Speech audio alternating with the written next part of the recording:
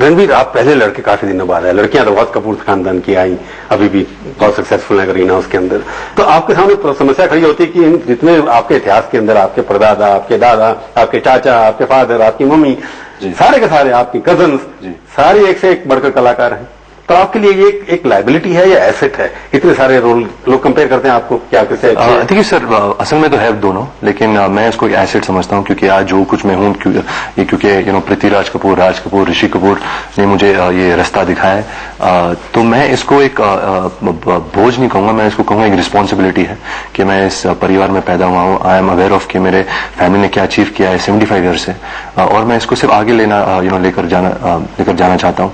और यही कोशिश है कि मैं अपने पेरेंट्स को उनके चेहरे पे मुस्कुराहट लाऊं। I make them proud of me and I do some good work in for Indian cinema. फिर अभी उसके बाद इस तरह की फिल्में आपने की हैं, अभी राजनीति एक फिल्म अलग से आएगी, आपकी अभी जो फिल्म शूट कर रहे हैं आप उसको अलग किस्म की है, सावरिया अलग किस्म की है, ये डिफरेंट रोल अभी तक एक्सपेरिमेंट कर रहे हैं। इसके पीछे क्या आप कुछ चूज इस तरह से करें कि आप वैरायटी दिखाना चाहते हैं कि मैं सब हर किस्म के रोल कर सकता हूं? नहीं सर, मेरा कोई ऐसा फिक्स्ड प्लान नहीं है। आज अगर आप देखा जाए तो आज अभी इंडियन सिनेमा प्रोग्रेस हो रहा है, तो बहुत सारे नए थॉट्स आ रहे हैं, डायरेक्टर्स आ रहे हैं, तो आपको बहुत सारे कैरेक्टर्स प्ले करने का मौका मिल रहा है।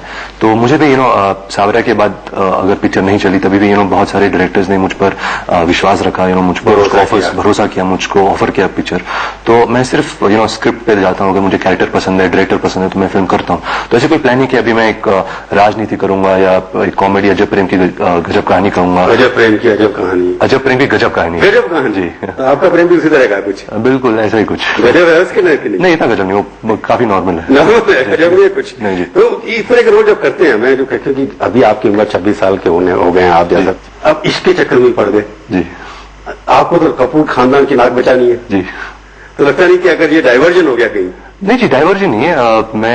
आप दीपिका की बात करें, दीपिका को पहले मिला था। आपके जीवन में दीपक जलने शुरू हुए तो वो थी, क्योंकि हम दोनों हम अपनी प्रायोरिटीज को जानते हैं कि हम ये हमारी शुरुआत है फिल्म इंडस्ट्री में, हमें बहुत कुछ करना है। उसका भी करियर बहुत सक्सेसफुल रहा है and she is very focused, बहुत एम्बिशियस लड़की है, मैं भी बहुत एम्बिशियस हूँ।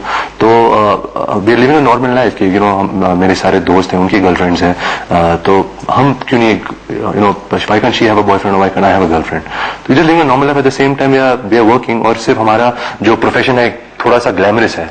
हाँ वो तो ठीक है, नोटिस में जल्दी आ जाते हैं, पर इसके चक्कर में कई बार डाइवर्शन में से आपको लगता नहीं रिस्क नहीं ले रहे आप?